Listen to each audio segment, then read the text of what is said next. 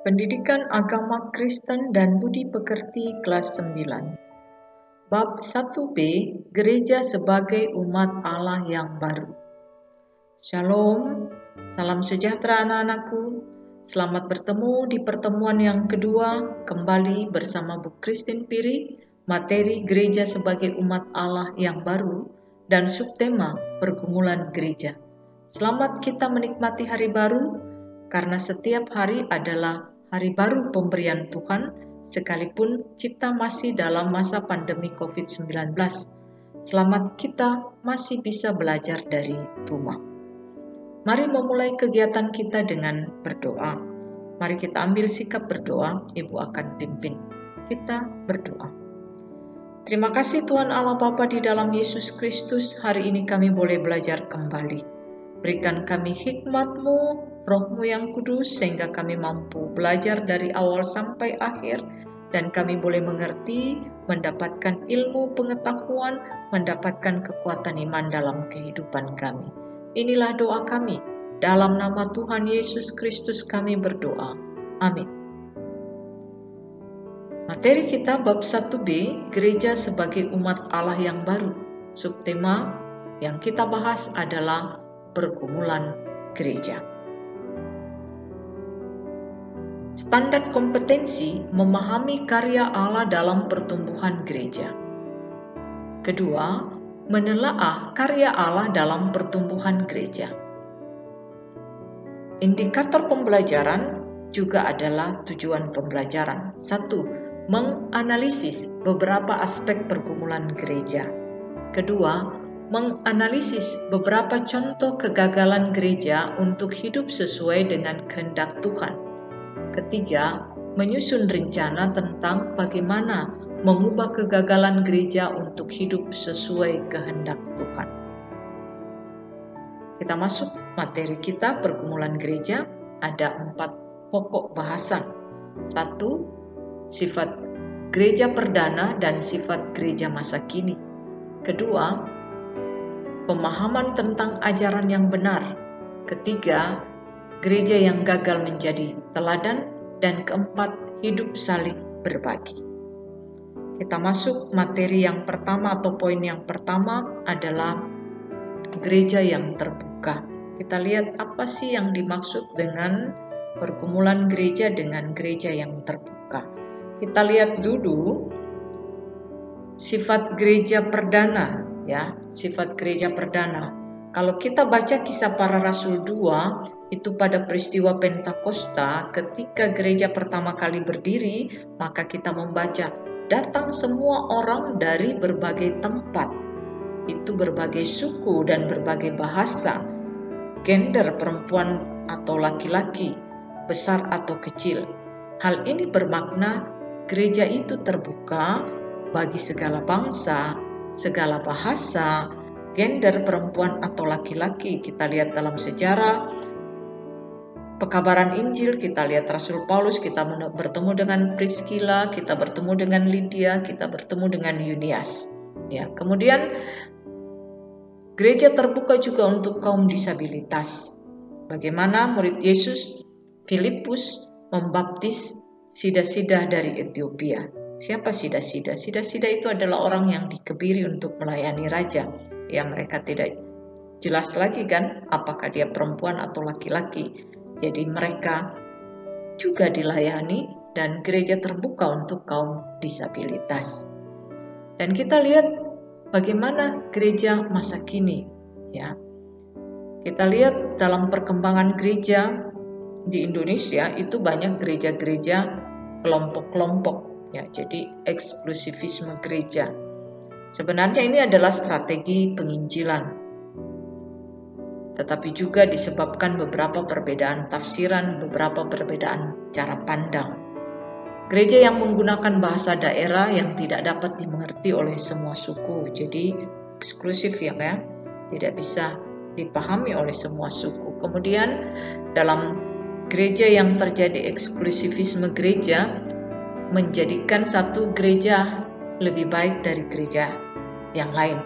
Ya, mereka merasa lebih hebat, lebih saleh, lebih selamat. Bahkan mereka membangun gedung mereka lebih baik dari yang lain. Perhatikan ya, bukan gereja yang menyelamatkan, tetapi Yesus Kristus yang menyelamatkan.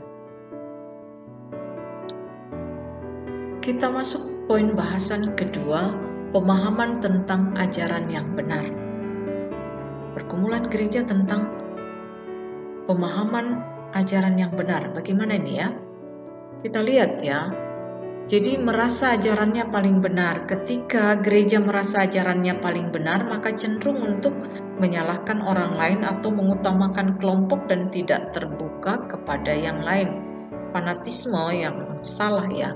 Beberapa kelompok atau orang Kristen yang percaya pada pandangan yang harafiah, tafsiran sepihak, seperti orang Kristen Appalachia, mereka memahami bahwa dengan menguji iman mereka, yaitu dengan ketika digigit ular berbisa dan tidak mati, maka itu membuktikan bahwa mereka memiliki iman yang sangat kuat dan sangat besar. Ya, jangan dicontoh ya ini. Mereka berdasarkan Markus 16 ayat 17 sampai 18. Mari kita baca sama-sama ya. Kita mulai. Tanda-tanda ini akan menyertai orang-orang yang percaya. Mereka mengusir setan-setan demi namaku. Mereka akan berbicara dalam bahasa-bahasa yang baru. Bagi mereka, mereka akan memegang ular, dan sekalipun mereka meminum racun maut, mereka tidak akan mendapat celaka.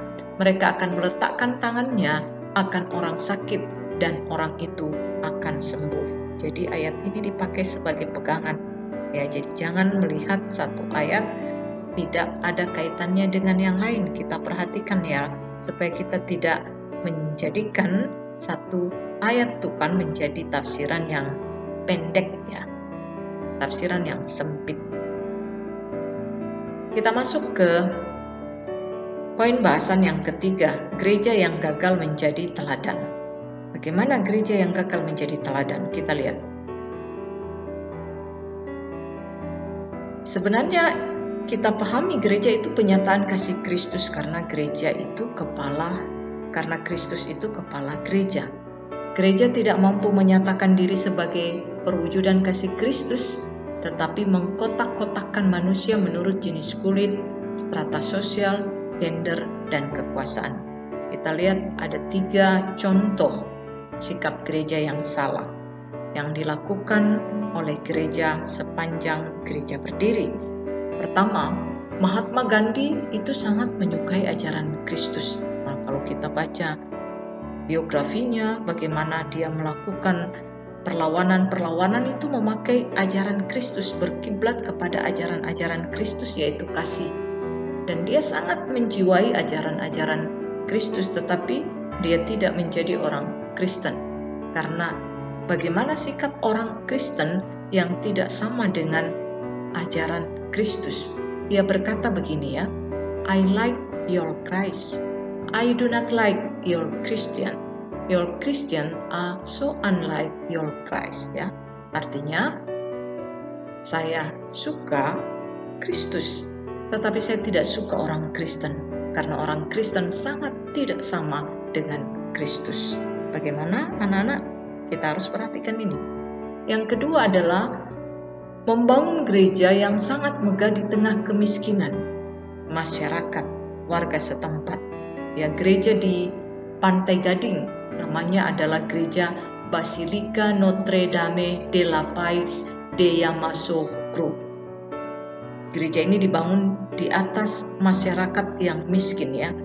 Kita lihat juga ada banyak gereja yang dibangun megah, di samping kiri kanan tidak diperhatikan orang-orang yang miskin. Ini apa namanya? Kemudian yang ketiga, menganggap gereja atau ajarannya yang paling benar, gereja yang lain tidak benar, ya, mengabaikan gereja-gereja yang lain selain gerejanya sendiri. Kita masuk poin yang keempat, pembahasan yang keempat, hidup saling berbagi. Bagaimana perkumpulan gereja dengan hidup saling berbagi? Ya, kita lihat cara hidup gereja perdana dinyatakan di dalam Kisah Para Rasul 2 ayat 44 sampai 45. Kita lihat di situ mereka saling berbagi apa yang mereka miliki, tidak ada seorang pun yang kekurangan, sehingga mereka disukai orang dan semakin bertambah banyak. Cara hidup mereka berdasarkan kecukupan yang ada. Mari kita lihat sikap gereja masa kini yang lebih kepada materialistis, sangat mementingkan harta kekayaan. Gereja membangun gedung yang sangat megah, saling mengungguli dengan desain dan teknologi yang terkini. Ya, gereja lebih mengungguli dari segi bangunannya. Nah, ini menjadi satu bagian dalam kehidupan kita tentang gereja. Jadi bagaimana? Apakah gereja sekarang ini tetap dalam kondisi pergumulan-pergumulannya sehingga tidak menjadi satu progres dalam kehidupan gereja?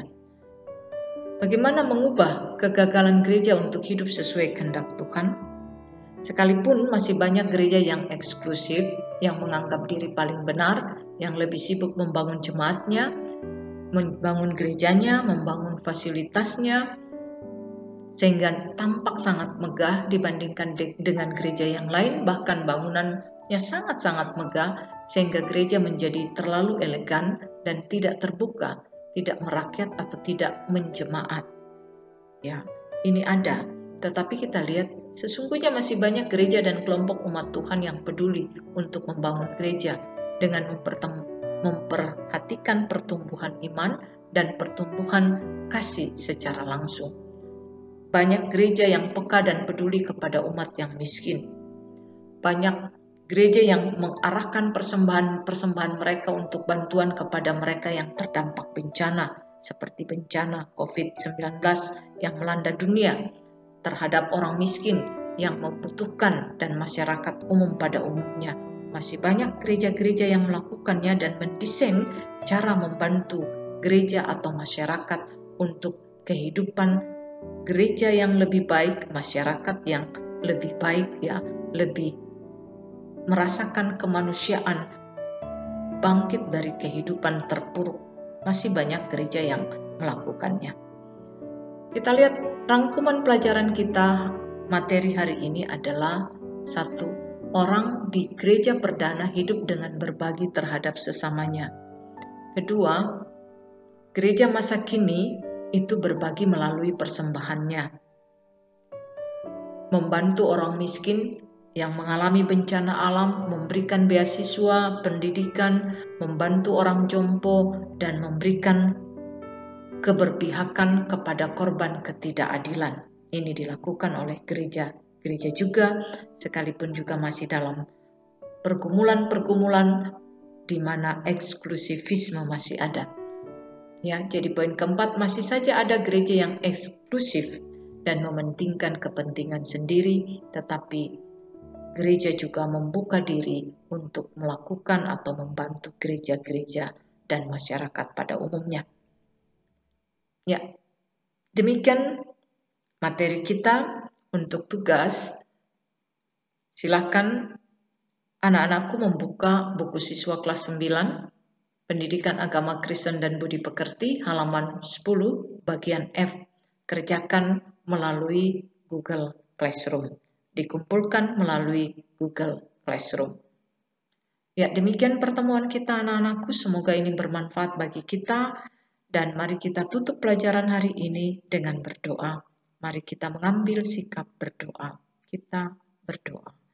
Terima kasih Tuhan Allah Bapa, hari ini kami boleh kembali menyelesaikan pelajaran kami, pendidikan agama Kristen dari awal sampai akhir. Berkatilah pelajaran hari ini supaya boleh menjadi ilmu bagi kami, dan kami boleh juga menjadi gereja yang terbuka untuk membantu banyak orang di sekitar kami. Inilah doa kami, dalam nama Tuhan Yesus Kristus kami berdoa. Amin. Ya, demikian pertemuan kita. Tuhan memberkati. Thank you. Selamat berjumpa di pertemuan.